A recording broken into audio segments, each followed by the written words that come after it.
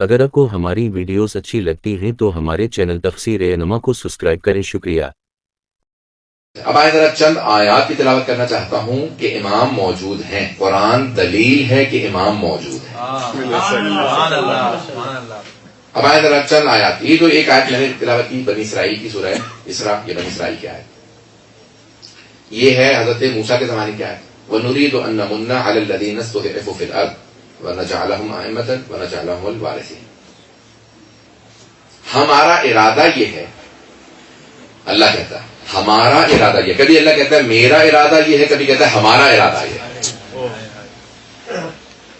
قرآن میں کبھی کہتا ہے میں اور کبھی کہتا ہے ہم. فرق کیا ہے؟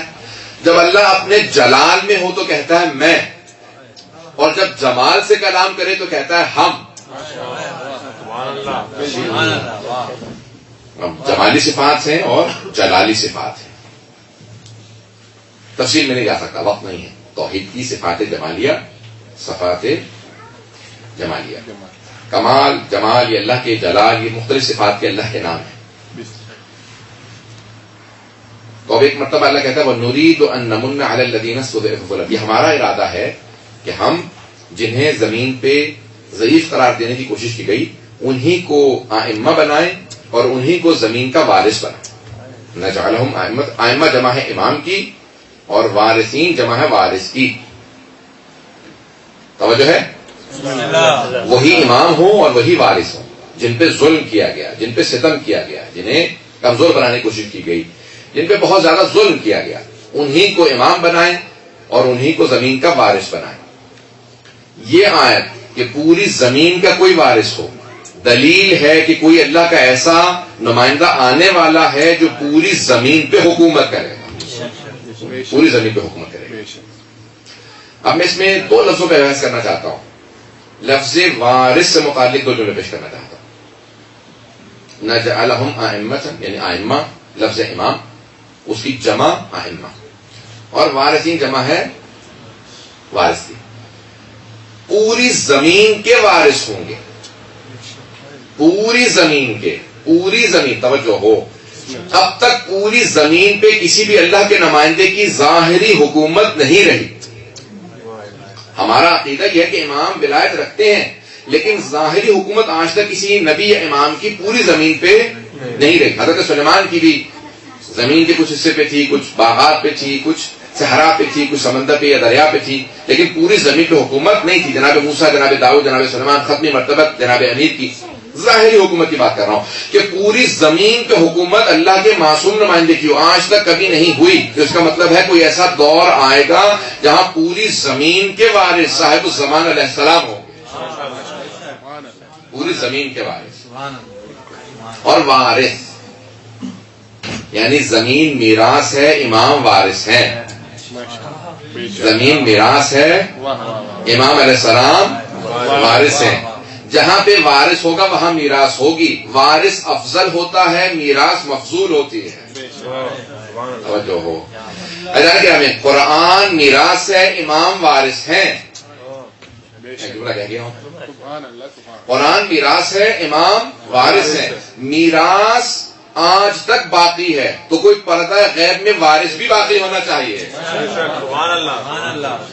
قرآن میراث ہے، میراث کو بغیر وضو کے ہاتھ نہیں لگا سکتے. قرآن کی جلد کو ہاتھ لگا سکتے ہیں لیکن الفاظ کو مس نہیں کر سکتے جب تک وضو نہ ہو، جب تک کہ مطہر نہ ہو.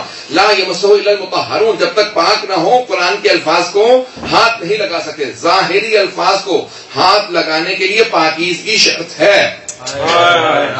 قرآن پہ کسی کتاب کو نہیں رکھ سکتے کیونکہ اس کو فوقیت نہیں دے سکتے. کسی کتاب کو قرآن پہ فوقیت نہیں دے سکتے. جب کتاب کا میراث کا یہ عالم ہے تو وارث کا عالم کیا ہوگا؟ کسی کو فوقیت نہیں دی جا سکتی وارث پہ. بہت سی تفصیلات ہیں، یہ میری پوری ایک مجلس ہے لیکن اب میں تفصیل میں نہیں جا سکتا ہوں. کہ ایک آیت میں نے کہا تھا چند آیات پیش کروں گا کہ امام وارث ہیں، آج تک باقی ہیں. اب لوگ مجھے پتا ہے کہ تجدید وضو کے لیے جاتے رہیں گے کیونکہ سب لوگوں کے روزے ہیں، مجھے پتا ہے. تھوڑا سا میں 5 منٹ پہلے آپ کو ختم کر دوں گا. یہ ایک آیت ہے، چند آیات میں پیش کرنا چاہتا ہوں. سورہ قدر. علامہ طباطبائی سے سوال کیا، آغا سب سے بڑی دلیل کون سی ہے وجود مقدس سے صاحب زمان میں؟ کون سی آیت سب سے بڑی دلیل ہے؟ تو انہوں نے کہا سورہ قدر کی یہ آیت، نماز میں مستحب ہے نا انا انزلنا پڑھنا، تو امام نے کہا یہ آیت، اللہ تعالیٰ نے کہا کہ یہ آیت قرآن کی سب سے بڑی دلیل ہے. تنزل الملائکۃ والروح فیہا بإذن ربہم من کل امر، ہر امر کو لے کے ملائکہ اور روح الامین نازل ہوتے ہیں. کوئی پاسٹ ٹینس نہیں ہے، ماضی کا صیغہ نہیں ہے، ماضی نہیں ہے کہ ایک مرتبہ ملائکہ اور روح الامین نازل ہوئے تھے، نہیں، مضارع کا صیغہ ہے، یعنی پریزنٹ کنٹینیوس ہے. ابھی بھی جب شب قدر آتی ہے تو ملائکہ اور روح الامین نازل ہوتے ہیں. ابھی بھی شب قدر میں ملائکہ اور روح الامین ہر امر کو لے کے نازل ہوتے ہیں. پیغمبر اسلام کے زمانے میں ان پہ نازل ہوتے تھے، اس کے بعد جناب امیر پہ، پھر امام حسن مجتبیٰ، پھر امام حسین. تو کوئی آج پیغمبر جیسا باقی ہے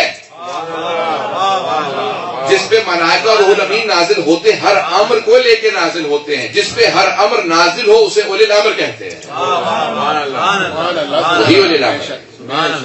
حیران گرامی، کیا کیا چیزیں امر ہیں جب تک امر سمجھ میں نہ آئے. میں نے امر کا اسی لیے ترجمہ نہیں کیا اردو میں. وَيَسْأَلُونَكَ عَنِ الرُّوحِ قُلِ الرُّوحُ مِنْ أَمْرِ رَبِّي. اے میرے حبیب، یہ آپ سے روح کے متعلق سوال کرتے ہیں. روح کیا ہے؟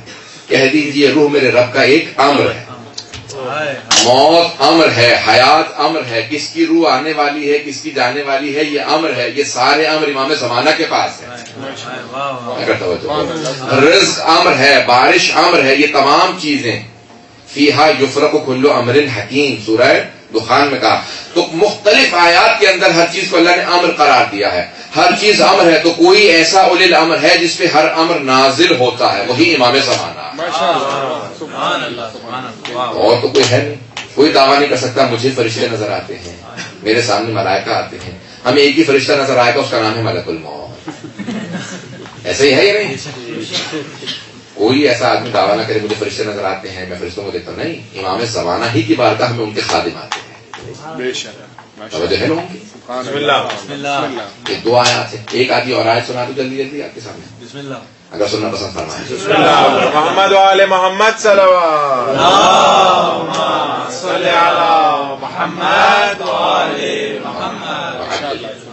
دو تین آیت جلدی پیش کروں گا. ایک تو قرآن کے اندر اللہ نے کہا کہ یوم ندعو کل اناس بامامہم، ہم تمام لوگوں کو ان کے امام کے ساتھ قیامت کے دن محشور کریں گے، بلائیں گے امام کے ساتھ.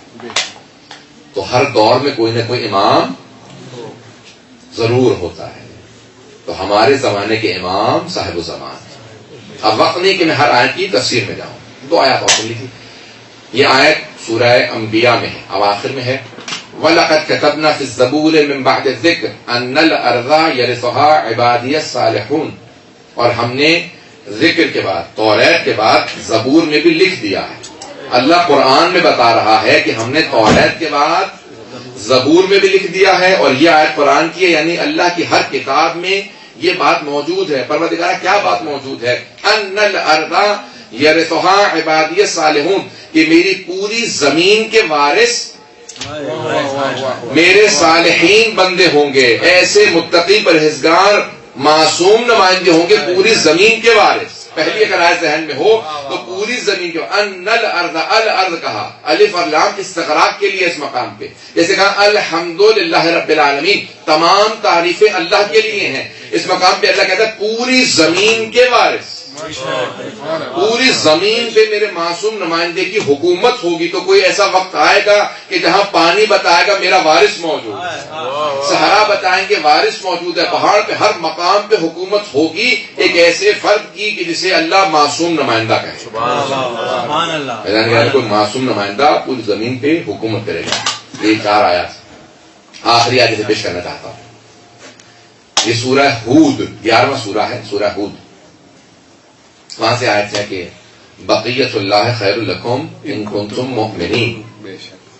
جسے اللہ نے باقی رکھا ہے، جسے بقیت اللہ قرار دیا گیا ہے، وہ تمہارے لیے خیر ہی خیر ہے اگر تم مومن ہو. سبحان اللہ.